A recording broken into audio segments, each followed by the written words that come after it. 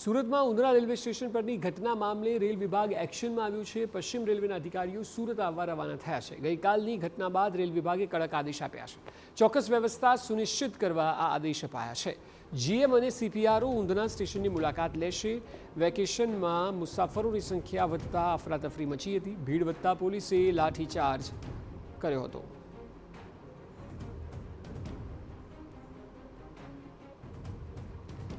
વધુ માહિતી આપી રહ્યા છે સંવાદદાતા રોનક વર્મા। રોનક, જે ઘટના ઘટી અને ત્યારબાદ હવે રેલવે વિભાગ દ્વારા પગલાં લેવાઈ રહ્યા છે, આપ જણાવો કે શું આદેશ અપાયા છે?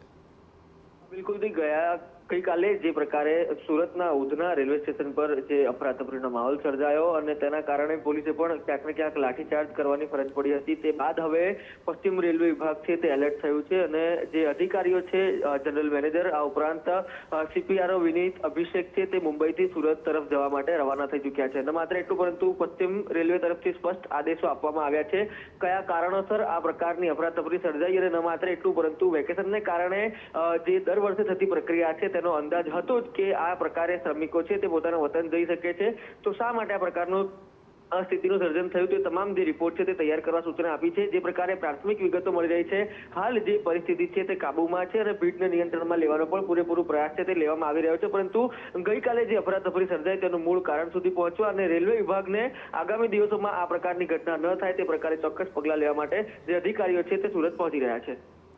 જી બિલકુલ, આભાર સમગ્ર માહિતી બદલ।